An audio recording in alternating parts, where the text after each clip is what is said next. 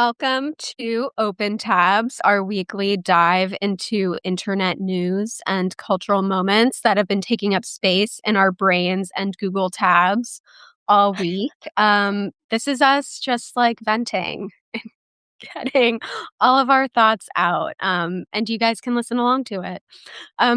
Okay, so first topic that we had to talk about today, because this is Tuesday, March 31st, when we're having this conversation. So, breaking news everywhere is Summer House, Amanda, and West have confirmed via IG story notes that they are a couple. Okay, thoughts, quick reactions to this breaking news. Since it is March 31st and tomorrow is April 1st, I'm hesitant to fully believe it because it could be some sort of April Fool's campaign. But if it is true, it's very messy. And, reality TV starts giving us mess. All's right in the world.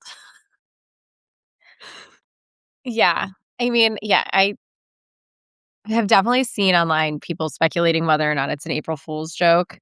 From the way that it is rolling out today, I know there were photos of like Sierra sitting on the ground in a white dress. Like some guy is like trying to make her feel better. I think it's on page 6. So I don't know. Yeah, like, are we gonna be postmorteming this as like a brilliant stunt? Um, maybe. Uh, I don't know. I feel like I'm sort of torn right now. Yeah, I thought it was real only because I wouldn't think that Sierra Miller would agree to like be embarrassed by like yet another guy on Bravo, like for a publicity stunt. Um, but Amanda and West just released their like Instagram story notes app, like statements. And it just read as like very fake to me. And I was telling Megan before this, I don't know if it's because it's like it's obvious to me that it was like Chat GPT written. And I'm like, maybe that's where I'm getting the fakeness from. Um, but yeah, if it's true, then like great. Like, I watch Bravo, I watch Summer House, like, I love the drama, and I also feel like, in the current season that's airing right now, so what happened last summer, Sierra's, like, kinda starting to entertain West again, and I'm not a fan of him for her, so I'm kind of like, he's eliminated as an option if this is true, and I'm not mad at that. I know we all want more for Sierra. I think that's like the thesis of all this is that what should Sierra do? And like who should she date? Because I think that's more fun and exciting than thinking about the mess of the two that are now allegedly in a relationship. Um, and I think Megan, you had some thoughts for Sierra. What's your advice for Sierra right now? Yeah, she seems to be at a bit of a crossroads in figuring out what she wants to do next, just beyond the whole Wes and Amanda thing, just like in terms of her career. Like she's been doing more hosting, but even that seems to be, at least like me completely reading this it's into the situation, seems to be Paige's influence of like that's what Paige is doing. And so then Paige is like, here, you can do this, and kind of giving her an avenue. But I think she needs to figure out what she wants to do. And if she wants to stay on Bravo, she needs to launch a business and figure Mhm. out like what that's gonna be, because everybody on that show has a business at this point that they're promoting. Amanda has her swimsuits, Kyle has his drink, Paige did her sleeping brand. So I think she needs to figure out what type of brand she wants to launch. And I think she needs to date someone who's more established and like a business person and who's also in like a similar place of like figuring it out. And ideally they can like kind of like not have the same exact audience so that they can share audiences. So if we're just looking at this purely from like a PR relationship standpoint, who should Sierra Miller like PR relationship date next? I would say Tom Brady, because I feel like he's also in a similar place of like what should I Trying do to next in figure my it out. career, trying to be a host. And I think he's kind of her type, looking at her track record of Austin and West. And I feel like he's kind of just, a dude, a guy. He's there. He has experience with dating very pretty women. And I think she's older than Alex Earl. So that would be, I think, a little bit more age appropriate. So that's my advice. Start a brand and date Tom Brady. I agree. I think she needs to do something. I feel like it's like a rite of passage for the summer house people. It's funny. With the exception of like Kyle Cook, who has Loverboy, which he's being very open in this season about how it's like at almost bankrupt, and kind of failing, which is interesting, him being like open about that and talking about it on TV. But I feel like the cast has been like slow compared to other Bravo shows where like a housewife will be on for one season and now she has a purse line, um, with rolling out their business endeavors.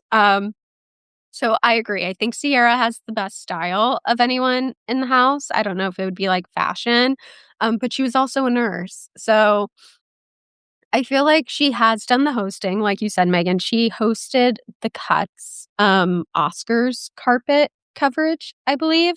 Um, and she did okay. It didn't like really pop off, I don't think.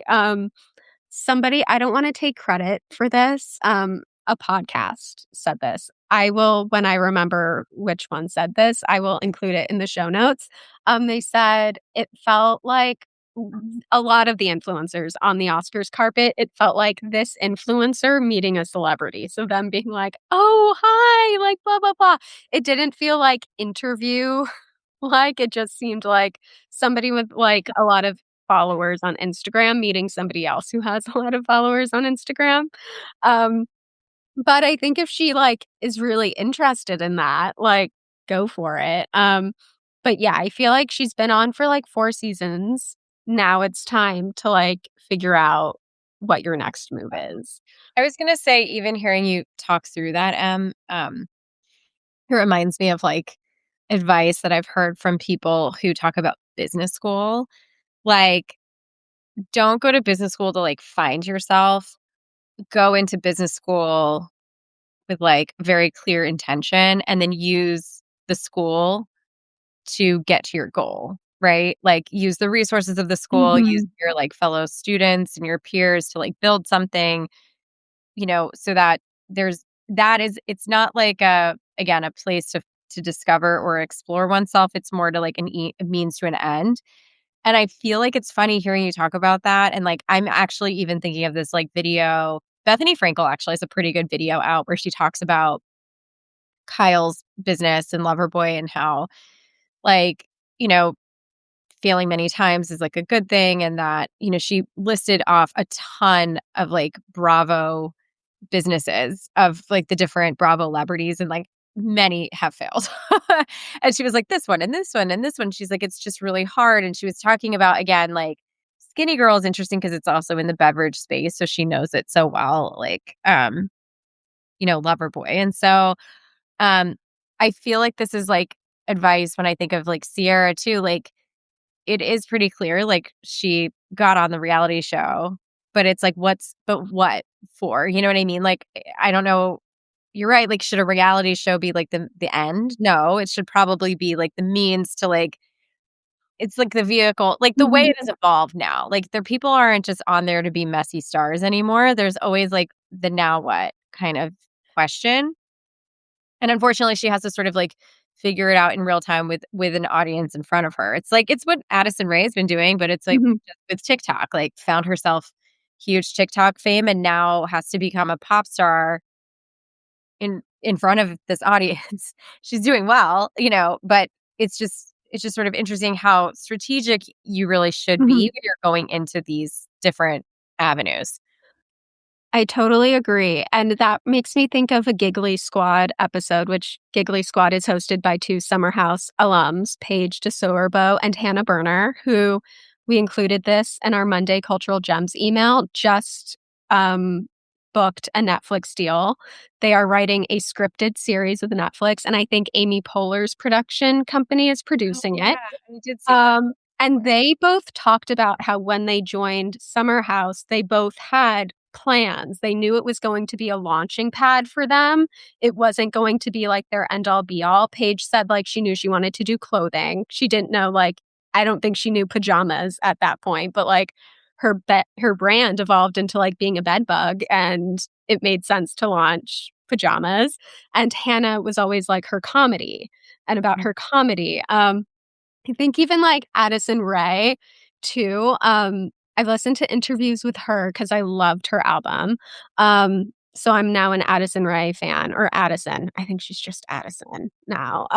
She said she just knew like she wanted to be a pop star always, and she saw TikTok as like the vehicle to get out of her small town in Louisiana. And she basically said, like, I did whatever I had to do. If it was like cringy, embarrassing TikTok dances, I just needed to get out of Louisiana and get to LA. And then I knew I would figure it out. That is crazy. I think it's also interesting, this idea of like, what does one consider to be their job too? And like, what is substantial enough? Like, in a totally different way, this actually came up on the Toast too, in an episode I was listening to, I think it was like last Friday's episode. I was listening to it on Monday, and I think Claudia and Jackie were having a discussion around like what Claudia's job is. And like, she's like, well, I'm not an influencer, I'm a podcaster. And Jackie's like, you're an influencer. Like, we are both influencers. Like, what are you talking about? Of course you're an influencer. She's like, no, but like, I might have started like that, but I am a podcaster. And Jackie's like, but you're both. And she's like, no, I'm a podcaster. And so it was just sort of this like conviction of like, that's her identity now. Social media like was sort of the vehicle. And so like this idea of like, is it enough to be an influencer? Is it enough to be a reality star? Both feel sort of like fluid type of roles that like, I don't know how much you can like, maybe it's like the stability of them is not like, the foundation of them is not like reliable. I don't know. It's just sort of an interesting like thing to consider, especially with like it, different ways in, and like where is one going in doing these endeavors,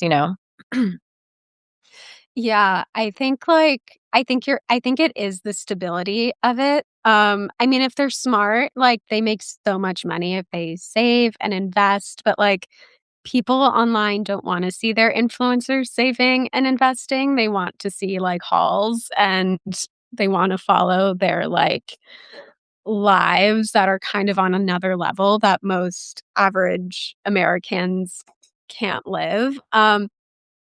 But I think Ciara could if she was like, I just want to be an influencer. I feel like Lindsay Hubbard on Summer House is kind of like an influencer. But she worked in PR, so she's like really good at it. And she knows what she's doing. But yeah, I know there were plans that Summer House is a seasonal show.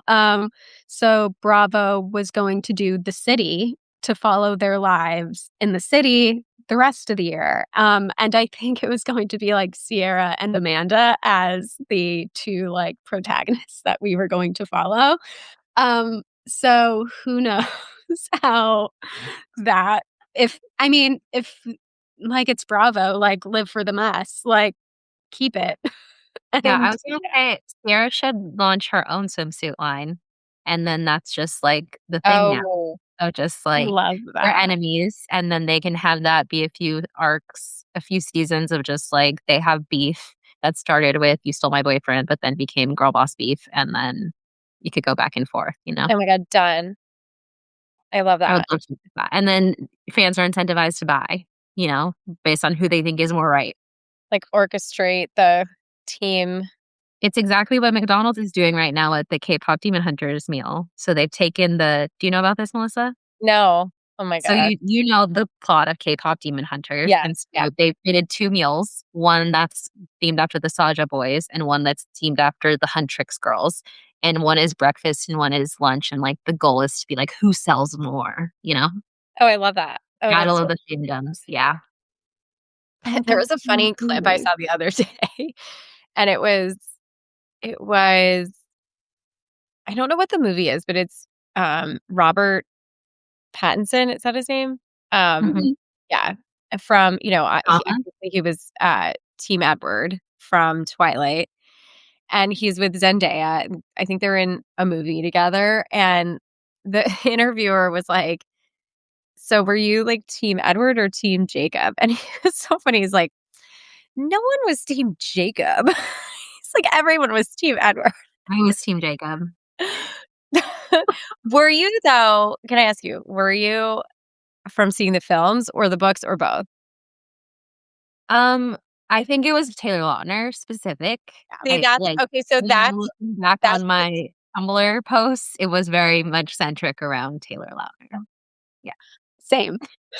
I was gonna say. So that's where like the conversation devolved. Like Zendaya was like, "Well, it was Taylor Lautner, Jacob." Yeah. But if you just read the books, you had to be Team Edward. I'm sorry. Well, Like, no, because I will die on this hill. yeah, Stephanie was mad that Team Jacob existed and that we all didn't just worship Edward as much as she did. And so she ruined him in the last book. But until then, he's fine. He doesn't get weird until the very end. And like we were already has locked that in. like emotional connection with Renessa. Yeah. And I think she Yeah, literally was like mad that like we didn't like Edward because like Team Jacob like was such a thing. And I think she wanted to control the narrative. So do you she's think that like, was a generational thing, Emma? What were you? I was Team Jacob, and I don't think it was. There was infighting in my Millennials friends. were Edward. I think it was if you like really I had not like other girls itis. I'm not going to speak for Emma, but I very much wanted to be like I'm not like other girls. So I feel like I that's had a part of smidge. why. Yeah, that's why I initially was like, ew, no to Edward. And then once they presented Jacob as an alternative option, and also Taylor Lautner is just better. Yeah, I thought Taylor Lautner was To this cuter. day, I stand by my decision. Yeah, I thought Taylor Lautner was cuter when I was in high school, and I Mhm. also think I didn't have patience even in, like, the 7th grade for, like, the brooding, like, misunderstood guy. I was just like, "This is boring to me," and I'm like, "This guy's so normal," before he turned into a vampire. I was like, "Just date the normal nice guy who has a Yeah, six-pack. Are you crazy?" yeah, It's that's what also I so did. true. Like, I love the whole thing of like, who is the real villain? Like trope that's going around the internet. Like how they do that with like I was just watching some clips this morning and it was from Mean Girls and and it was like one of the Regina George monologues, but they're like, well, the real villain was Janice. Yeah, And how she like set up her new friend to like put her into this crazy situation to like get revenge. You know what I mean? It's like sort of interesting. I love like my favorite is High School Musical, and they're like, Gabriella is kind of the villain. Like, think about it. If you're Sharpay, you've been like holding this theater department on your back, and then this girl just comes and steals your whole life in 1 year, and everyone's just fine with it. I'd be pissed too. yeah. Yeah. Villains. That's where like the villain Disney's going to have a new part, like a new section I think of the Magic Kingdom that's coming out and it's the villains era. Like we're in the Oh, revenge fun. villains. I mean, that's smart. I feel like that's, like, the content I see go viral from, like, Disney World. It was I know she got fired, but, like, the evil queen, like, Yeah. it's the villains because they have the freedom to have more fun, and, like, go there. But okay, interesting. I guess hopefully in, like, 24 hours, we know whether the summer house situation was an April Fool's joke or not.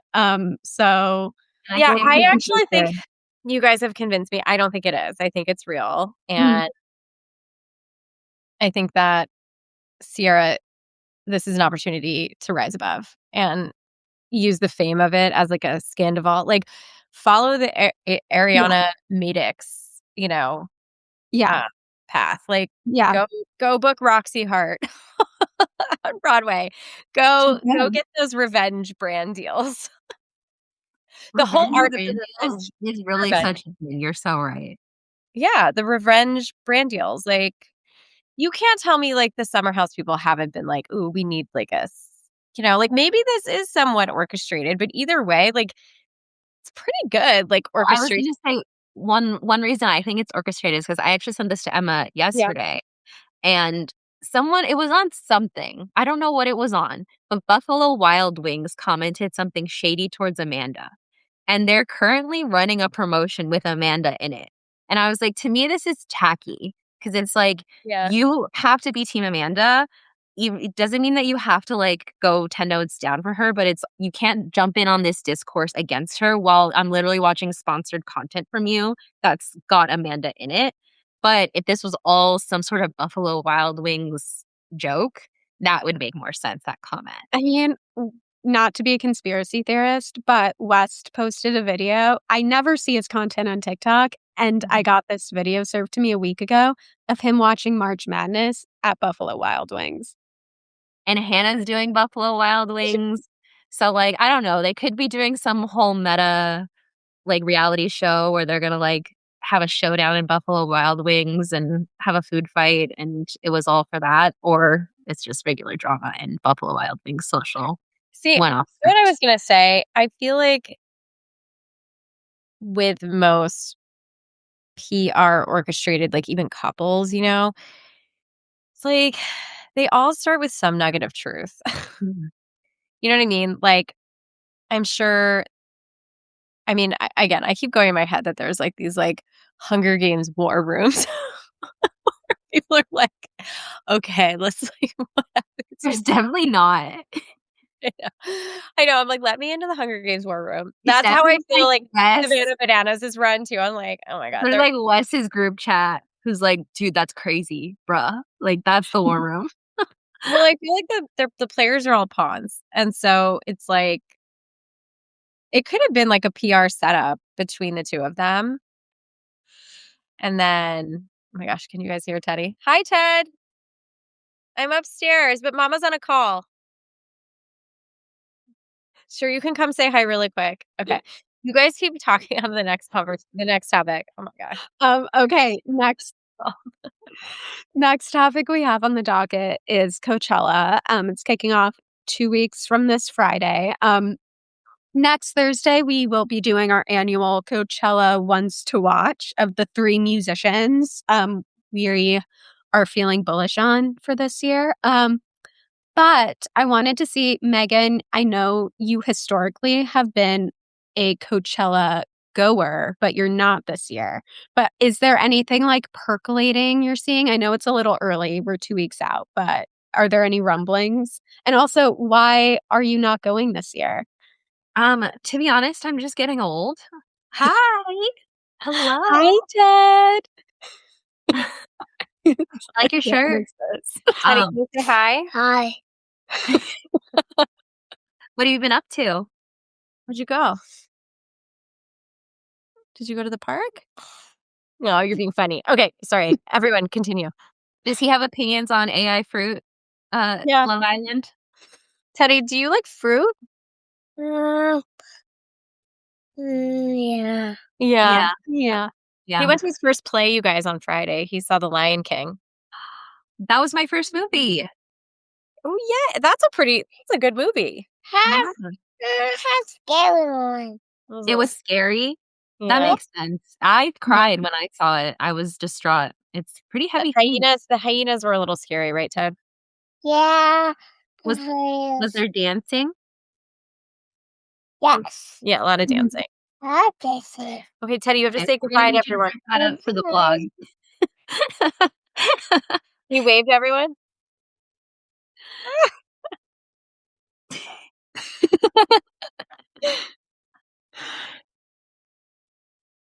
He's definitely gonna have a podcast.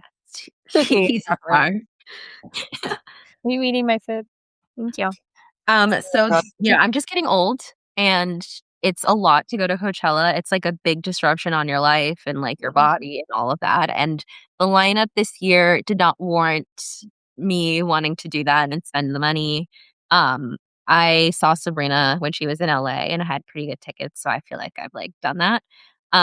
But otherwise I would love to go. I love Coachella. I think it's so fun. It's just such a good place to see. It's just a collection of like a lot of cool people in LA. So you can it's a good place to trend spot and all of that stuff. So it was interesting to see that Pinterest is kind of like, this is what people are searching, like going into it.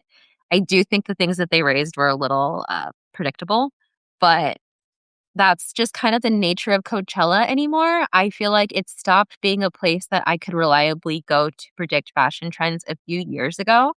And it became more a place where you see content trends or like even trends among the artists and how they're presenting themselves. But Coachella fashion and Festival of Fashion in general have kind of solidified themselves to being like a set aesthetic, but there's not a lot of variability year over year to where anything percolating ahead of time would really tell us anything. So it'll have to be a more of like a hindsight thing of like what is going to like pop from Coachella going forward. Yeah, I agree. And speaking of Pinterest, this morning they released the trends they're predicting for like Coachella overall and Coachella fashion. Yeah, and I think it's like festival fashion is like pretty solidified. Some like by now, fringe and suede and belts. Oh my gosh. I go to Gov Ball every year and they don't it's been like the huge trend, the metal like belts that you wear low on your waist. You can't go in though with those. They like make us go through metal detectors, and I guess you could like use it as a weapon if you like swung it. So like all these girls were taking them off and hiding them in bushes around. I just want to say too, by the way, those were super popular in like 2006. Yeah. Yeah, Like the when I was big, in high school. thick, like low-waisted belts. Yeah. Yeah, I feel like it's very I mean, we've talked about like it's very 2000s. Their Pinterest is calling that like peep poptimism. And it's very like early 2000s, bright colors, like body glitter, those what were they? The like those like metallic temporary tattoos you could give yourself, like Ooh, I had hair those on my feathers. bachelorette trip. They were Yeah, hair feathers, all of that. I feel like a new iteration for like 2026. They're calling it Hot Tropic, which is basically like Zara Larson's aesthetic, like tropical, bright, glittery, but still more polished than like early 2000s Addison Rae vibes. But I feel like, yeah, other than I that, also think that the fashion is very heavily influenced by the headliners because people tend to dress in the aesthetic of the artist that they're going to see that day. I know that I did that last year where it was like whatever the headliner was kind of like influenced what you wore that day. And they have Carol G, who's very much of that aesthetic. I mean, it's kind of a Siren Summer, basically. Like yeah. it's the same thing. Same aesthetic, just like they called it something else. One thing that is interesting, Pinterest also announced today what their site activation at Coachella would be, and they announced that it will be phone free. So before influencers can go in, before regular people can go in, they have to lock their phones up.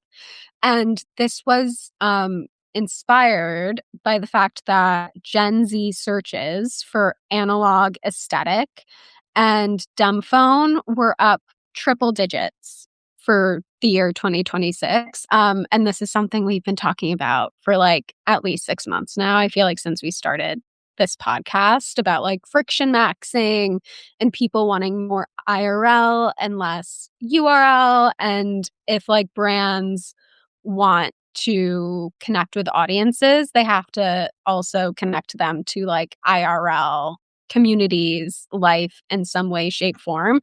So it'll be interesting to see how Pinterest does that. I also think like Pinterest did an activation last year and like I got a million videos from creators like going through it. So since this year is phone free, it'll be interesting to see like how they work with creators to like promote it and what that looks like. Yeah. I'm I just am like interested to see like what comes out of this because so much of the brand value of being at Coachella is that you've got a set of people who are influential, whether that's because they have a lot of followers or because they are the person in their friend group who goes to festivals and then, everyone takes their cues from them, that so much of it is built on their content being seen. That if they're not getting content, what's the word of mouth thing that's going to travel from the festival out into the world that's going to like spread? Like, I could see it being a hit on the ground, but then what does that mean more broadly? And is it worth it to have a hit at Coachella if you're not taking advantage of it as a cultural moment at large, if you're just doing something that's really, like, small and insular? I don't actually know. You know what's sort of interesting? I've been thinking about this, but again, in sort of like a different context. I think that it's like in the stepping back, like in the grand evolution of this social media experiment that we're living right now, the move has been sort of like the democratization of like access. So like everyone can become a brand, everyone has a channel, everyone can like post whatever. And then you see it hit luxury. Obviously in the past like 10 years in particular, like what has it done to like the luxury market, Mm. And then there's like the proliferation of like the fake bag market, blah, blah, blah, blah, blah. And then you see sort of Hermes doing their thing, like making more like movement toward like more exclusivity. It happens with like private clubs, there's like the Soho houses of the world and like more of those type of private member experiences. I even think in my own like small town too, where I live in a town of like a lot of people who are affluent and have access and like post on social media, there's actually just been sort of this movement toward like less is more, if that makes sense. Mhm. And like almost protecting and like not putting everything out there because there's also this idea of like sometimes like culture just has to go over here and like experience things before it gets like broadcasted. And so it's just sort of interesting. Like I actually think it's very intuitive of Pinterest to try this. And I would think it's actually like I think we will see like very intentional moments of it. Like I don't think it's gonna be like hidden, but I think that they're like reading something between the lines of like what people are craving right now, if that makes sense. It's like we don't want to see the same thing posted everywhere with the same stuff because then it doesn't feel special, unique, or different. Then we just see the same thing.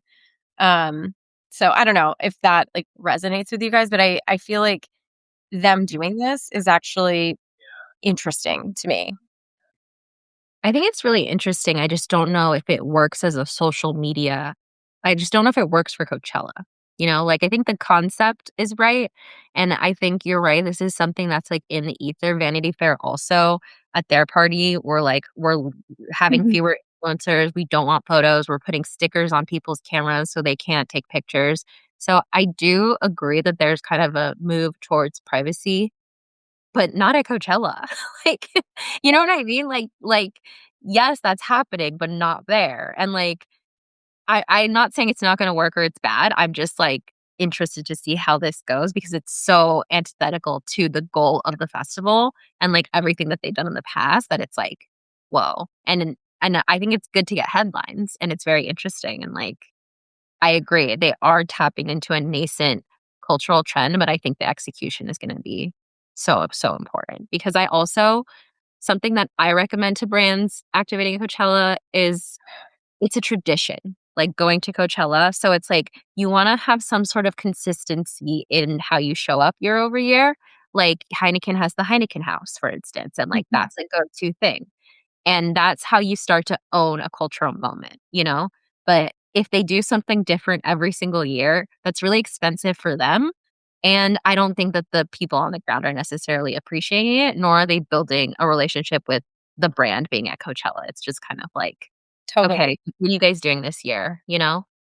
So Yeah, I wonder if um, who I feel like has actually done a really interesting job of something like that at events has been CNN. Um, totally not like not at Coachella, but yeah. No, no, no, imagine. I worked at CNN years ago. They would show up at obviously like the Democratic and Republican national conventions. Like, they would show up at, like, again, different, like, primaries, like, different moments, right? And they have this pop-up called the CNN Grill, and it's just so smart. It's this, like, great concept, and it's kind of like a pop-up pub that they create. They, like, the food is always really good. It's, like, really good Pat LaFrieda burgers or, like, whatever, and then they would get, like, a brew, and they would partner with, like, a certain, like, beer company on, like, whatever that branding was, and to go to the grill, you had to, like, you could only go in by invitation. So and there would be, like, events that they would host at the grill, but they also created spaces where, like, CNN employees or journalists or, like, even just, like, people of, like, influence would if you had a pass, you could go in, and it was sort of this, like, cool space that you had access to. It created, like, an access thing. And I feel like, something like that would be interesting. I mean, it wasn't, like, blocked off, like, it wasn't like you didn't have your, like, phone, um, and I mean, obviously, a lot of spaces are like that at Coachella too, but it just the way that they orchestrated it, it made it feel like there was, like, stuff going on that you wanted to be a part of, if that makes sense. That's really I've never been to Coachella, but, I was scoping out the Coachella Instagram account, and they're doing a really fun partnership with this stop motion and felt artist, where it's like a series. I think there may be 5 or 6 videos up, and it's following a friend group through their Coachella weekend, and their little stop motion felt figures. And they must have, like, repeat it features, like, the food area and, like, that there must be, like, actual food trucks and stands that are there every year, because there are actual signs, and people in the comments are like, "Oh my god, like, that's the pizza I get every year at Coachella. Oh my god, blah, blah, blah, blah, blah." Um, and as someone who's never been to Coachella, I thought that was, like, very cute and very much, like, to your point, Megan, like, a tradition, like, for these people in the comments. Um, okay, so next topic, is a little more serious than Summer House and Coachella. But in case you missed it,